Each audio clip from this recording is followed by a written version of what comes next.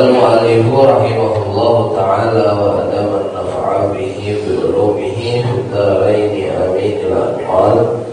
والمقالة 21 عن علي رضي الله عنه وكرم وجهه: كن عند الله خير الناس وكن عند الناس شر الناس وكن عند الناس خير رجلا من الناس. Allahu a'lam. Ma'asyiral hadirin wal hadirat, bapak, ibu-ibu jamaah musalla al-islah rahimahullah. Alhamdulillah, kita bersyukur kehadirat Allah subhanahu wa ta'ala di malam Jumat yang mulia ini kembali dapat berkumpul untuk melanjutkan ta'lim rutin pada Jumat ketiga dan keempat dalam pembahasan kitab Nasaihul Ibad karya Al-Imam Syekh Nawawi bin Umar Al-Bantani dari kitab Al-Munabbihat Al-Imam Ibnu Hajar Al-Asqalani rahimahullah ta'ala. Ila anqal, berkata muallif setelah menjelaskan daripada maqalah ke-20, telah dibahas tentang sunnatullah, sunnatul rasulih, sunnatul awliyah. Maka siapa-siapa yang memiliki atau yang mendapatkan sunnatullah, yaitu menyembunyikan rahasia, begitu juga mendapatkan sunnatul rasul, yaitu bergaul dengan manusia. Dan yang ketiga, begitu juga mendapatkan sunnah para awliyanya, yaitu menahan rasa sakit dari kejahatan manusia, maka dia akan mendapatkan kebaikan dunia wal akhirah. Wa kanu man qablana yatawasawna bi thalathi khisal wa yatakatabuna biha. Dan juga orang-orang sebelum kami, kata Sayyidina Ali, saling mewasiati dengan 3 perkara tadi dan saling menulis surat, di mana isinya man amila li akhiratihi kawallahu amra dinihi wa dunya. Orang siapa yang beramal untuk akhiratnya, maka Allah cukupkan urusan agamanya dan dunianya. Wa man ahsana sariratahu ahsanallahu ala niyatahu.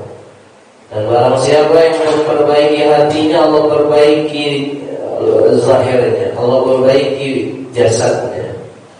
Wa man aslaha ma bainahu wa bainallah. Dan barang siapa memperbaiki hubungannya dengan Allah, aslahallahu ma bainahu wa bainan nas, maka Allah perbaiki hubungannya dengan manusia.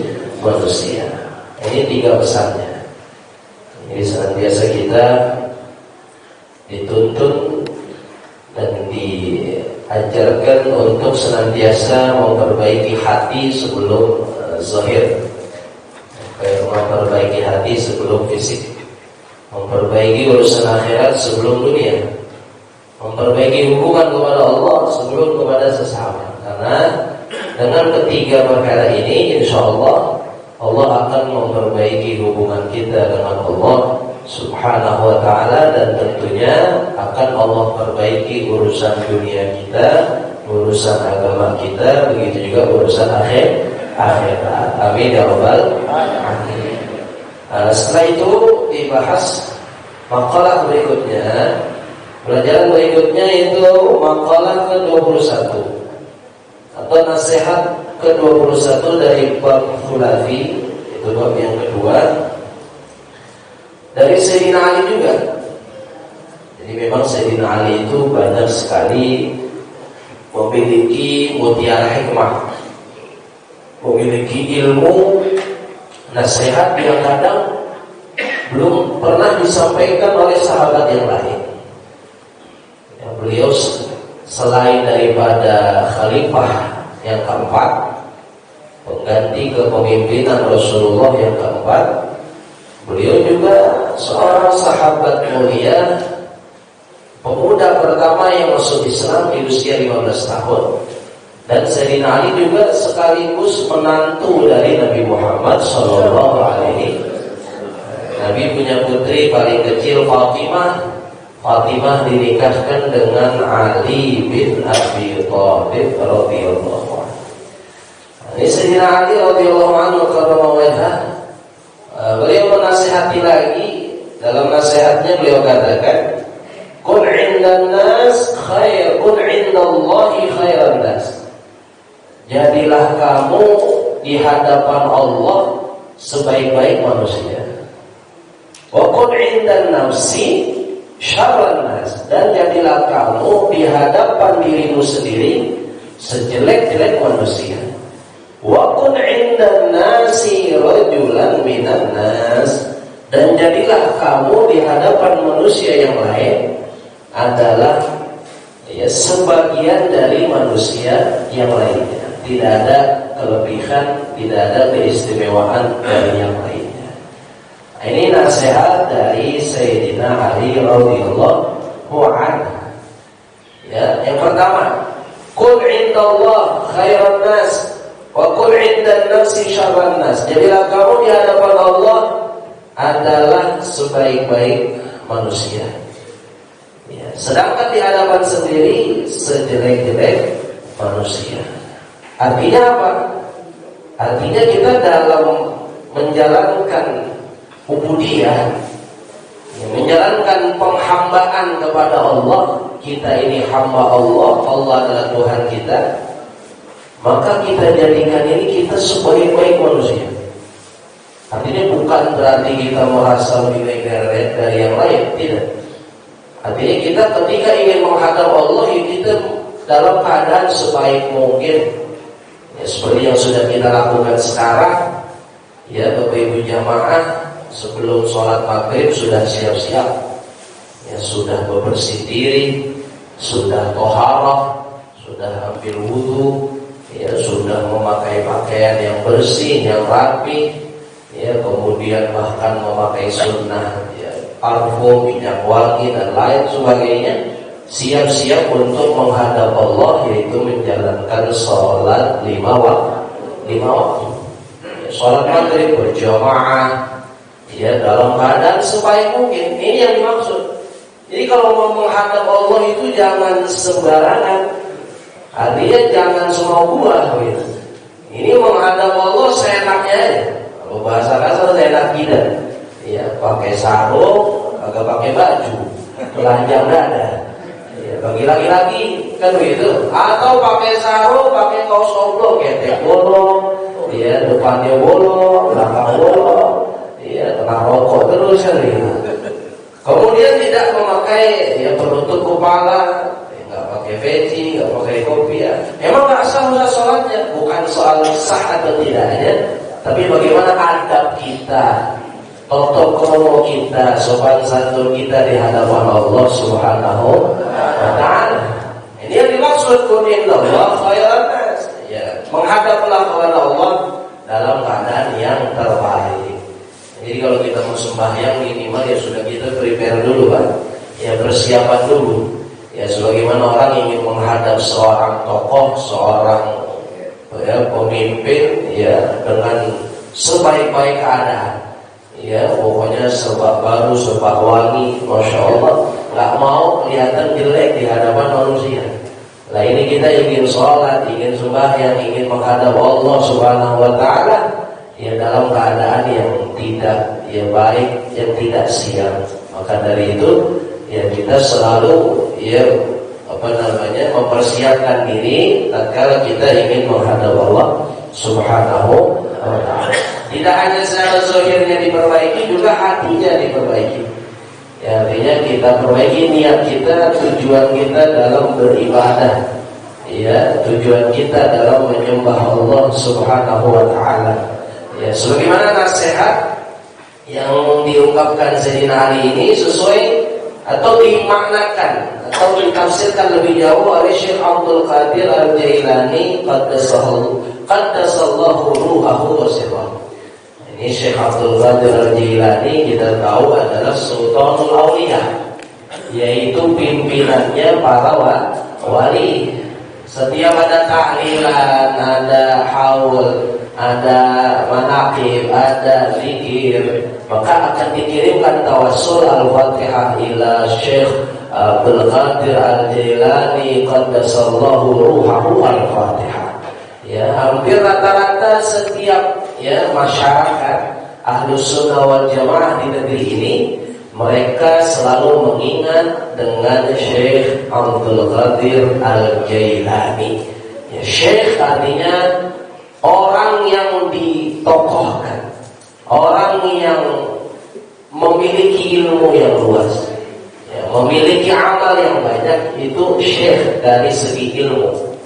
Ya, jadi Syekh itu Pak, kalau bahasa Arab atau ya kita tinggal di negara Arab di Timur Tengah sana, itu Syekh itu mengandung dua makna atau dua sebutan. Yang pertama dari sebutan ilmu, dia orang alim, orang pintar, banyak ilmunya, dihormati oleh orang, maka disebut Syekh walaupun belum tua.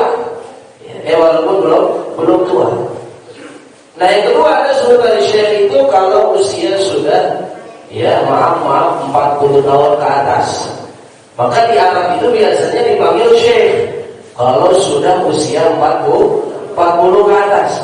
Ini rata-rata yang hadir Bapak Ibu, rata-rata dia kalau di Arab Syekh dipanggilnya. Kenapa? Karena sudah 40. Kalau saya sebutnya masih 20 tahun kan gitu. Ya, masih jauh ya. Jadi kalau Bapak Ibu ke Arab, pergi haji, pergi umroh atau ziarah ke Mesir, itu dipanggil Syekh. Ya, Syekh Jejid kan gitu. Ya, Syekh Mansur, Masya Allah. Ya. Artinya apa? Itu sebutan kehormatan. Ya, walaupun ilmunya tidak banyak, tapi usianya sudah cukup 40 tahun ke atas, karena menurut riwayat Nabi bilang ya usia orang tua disebut orang tua yang 40 ke atas.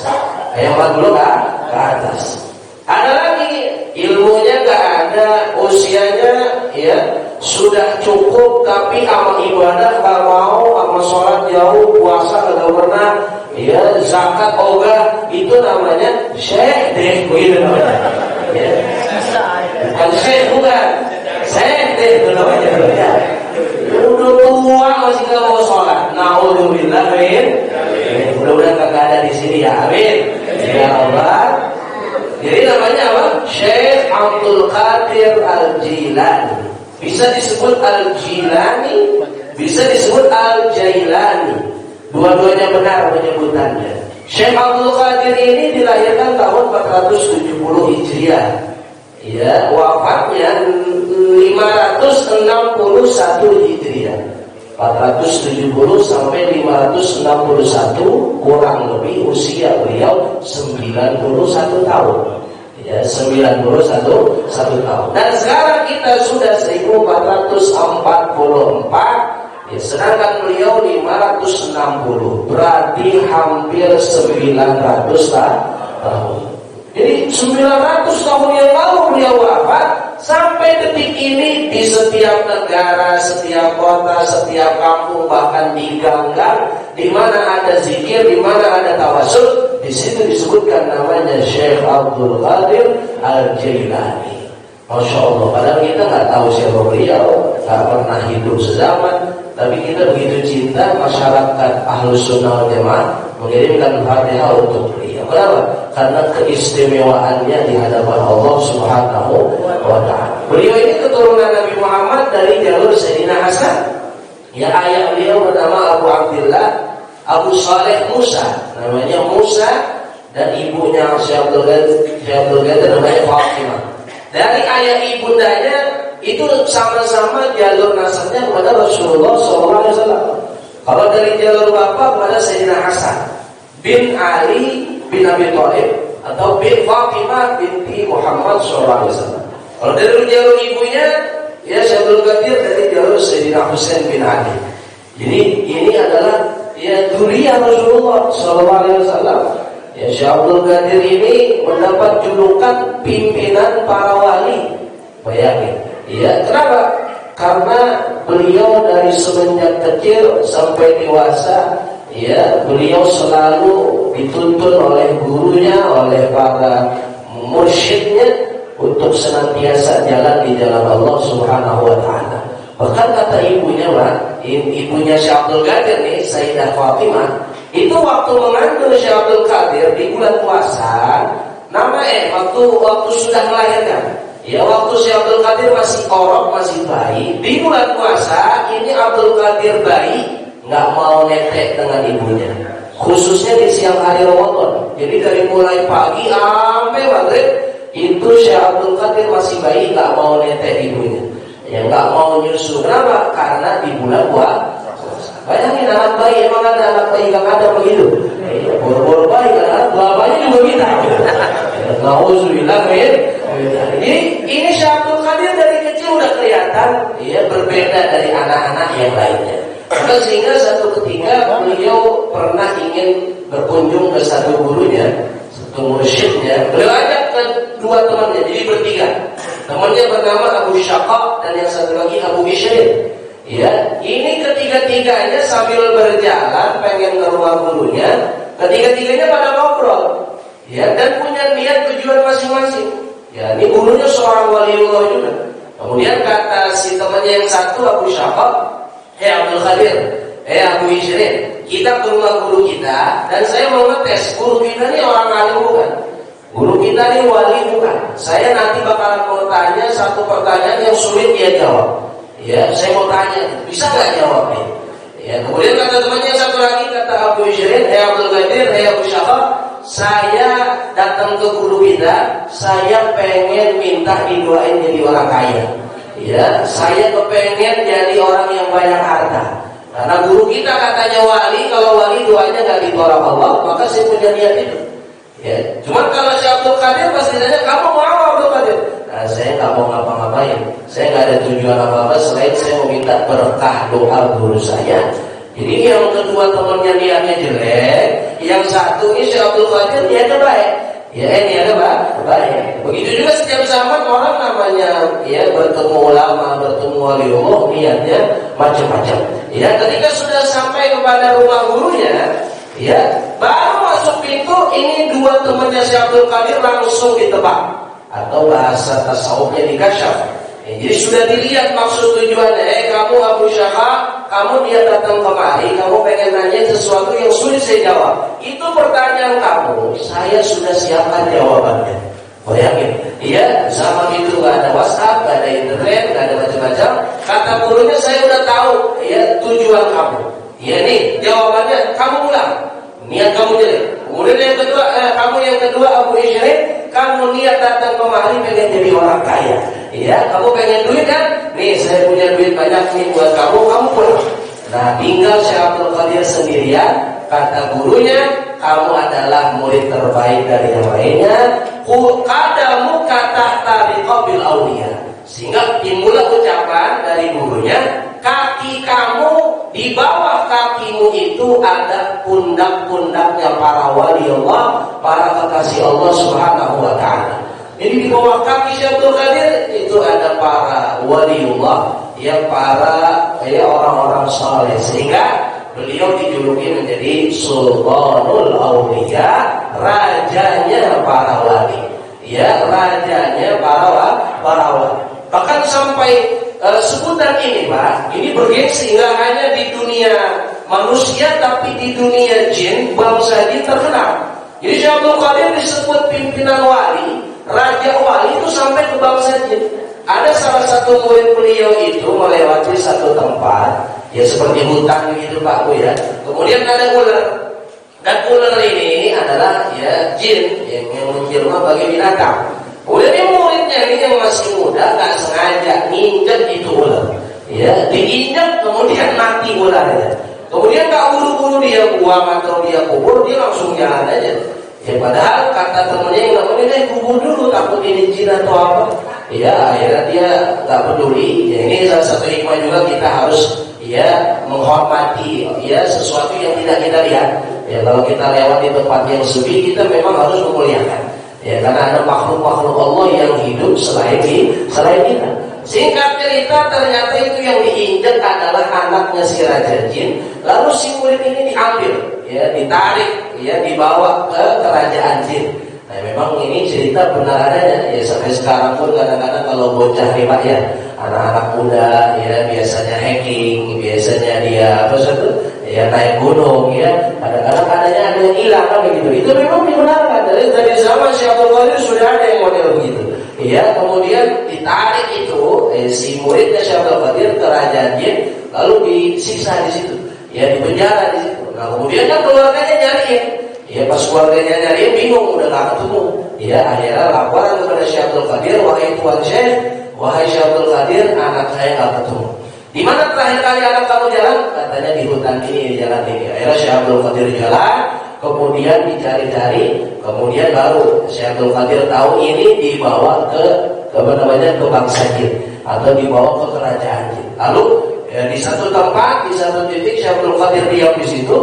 Dan kemudian berkata, hei Raja Jin, kalau yang lainnya silakan kamu ambil, silakan kamu siksa, tapi jangan untuk murid saya. Itu murid saya. Kalau murid saya bisa matiin anak kamu, sekarang saya matiin kamu, begitu katanya. Akhirnya Raja Jin takut dikeluarin lagi anaknya. Jadi Masya Allah sampai ya sebulan ini ya ditakuti sampai ke bangsa jin. Jadi itulah kenapa Syekh Abdul Qadir dijuluki pimpinan para wali, karena ya beliau mendapatkan daripada ya maqam atau kedudukan yang tinggi di sisi Allah Subhanahu wa taala. Bahkan Syekh Abdul Qadir pernah satu ketika ya sedang berjalan atau dari mengatakan sedang ya, berzikir, sedang duduk di satu tempat, kemudian bermunajat, ya, kemudian berwirid, berzikir kepada Allah.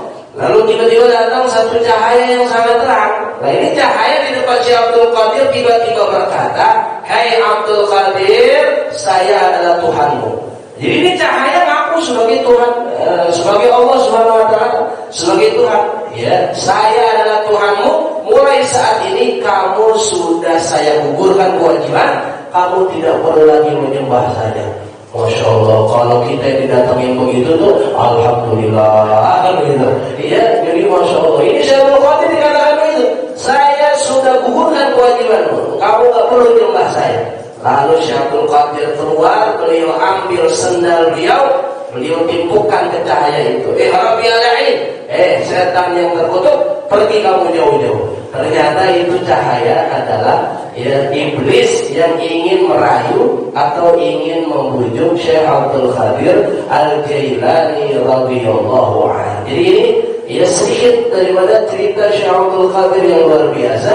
Maka dari itu kita ya sudah sepantasnya memang kita selalu ingat dengan beliau, karena memang mayoritas ya apalagi masyarakat kita ini ya selalu dididik dari ulama kita dulu, dari para kiai dulu untuk selalu ya bertawassul, minimal mengirimkan Fatihah kepada Syekh Abdul Qadir Al-Jailani radhiyallahu anhu. Ya sampai-sampai beliau juga memiliki tariqah atau ya komunitas ya kelompok dalam berzikir menurut manhaj atau tuntunan dari Syekh Abdul Qadir langsung. Nah ini adalah ya sekitar sekelumit atau sedikit dari sejarah dari Syekh Abdul Qadir Al-Jilani radhiyallahu anhu.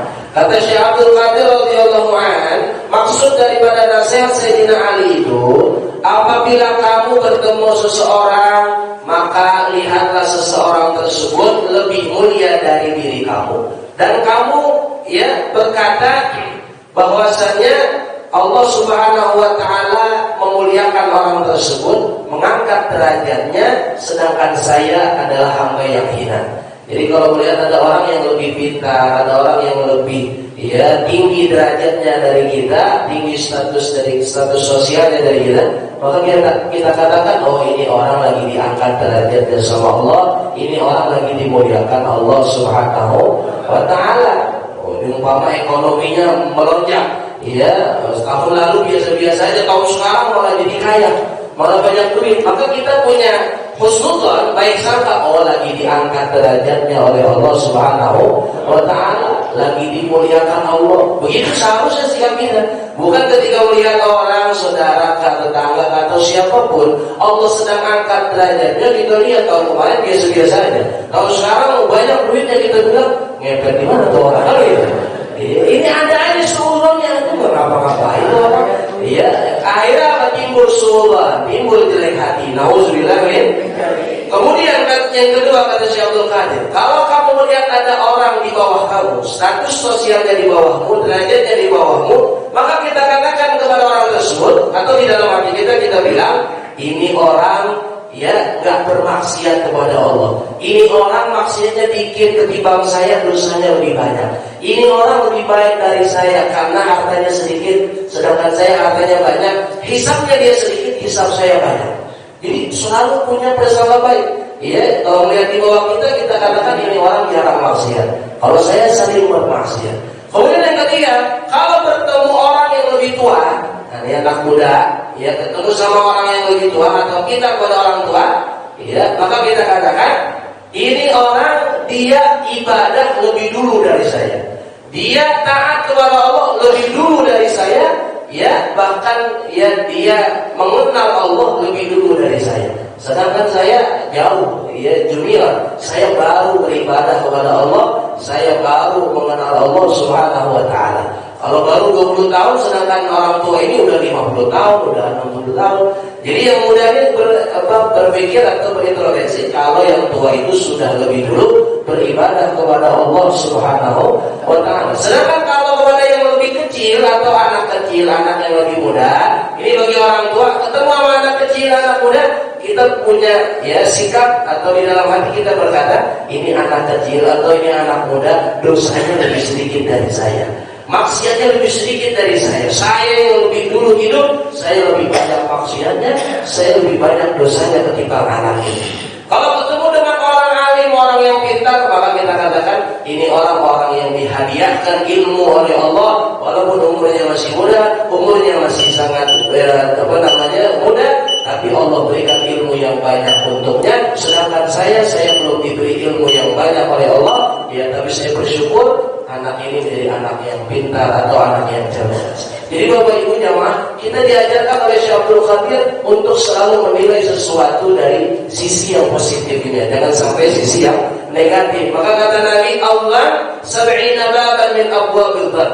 Namanya prasangka itu harus kita lewati 1 sampai 70 pintu prasangka. Ya, artinya kalau kita mau menilai orang, kita lihat dulu, ada nggak sisi baiknya? Oh ada nggak sisi baiknya? Oh ada. Maka hilanglah su'udzon, hilanglah prasangka yang buruk. Karena kita senantiasa selalu menilai diri kita ini lebih rendah dari yang lain, lebih buruk dari yang lain, lebih banyak dosanya ketimbang yang lain, lebih sedikit ibadahnya ketimbang yang lain. Sehingga kita nggak bisa sombong, kita nggak bisa ujub, ya kita nggak bisa merasa lebih hebat dari yang lainnya. Itulah ajaran dari Syekh Abdul Qadir Al-Jailani radhiyallahu anhu. Mudah-mudahan kita dapat mengamalkannya sehingga kita semua selalu dituntun oleh Allah Subhanahu wa taala menjadi hamba yang baik, hamba yang berbahagia di dunia wal akhirah. Amin ya rabbal alamin. Sampai waqud indan nas syarrun waqud indan nas syarrun nas wallahu a'lam bissawab. Mudah-mudahan bermanfaat.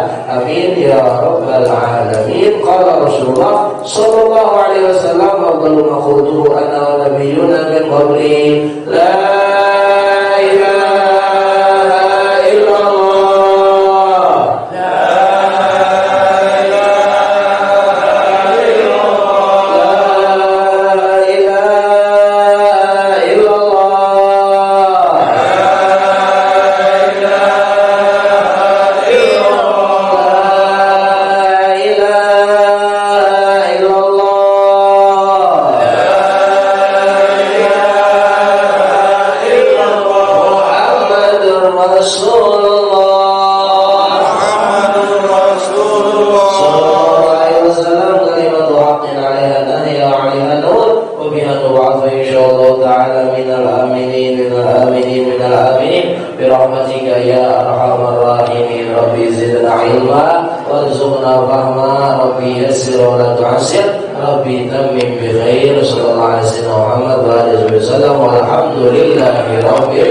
Subhanallahumma bihamdik asyhadu an la ilaha illa anta astaghfiruka wa atubu ilaik. Wassalamualaikum warahmatullahi wabarakatuh.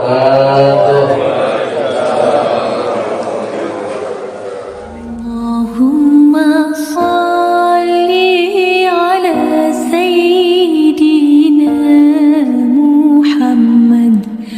أشقي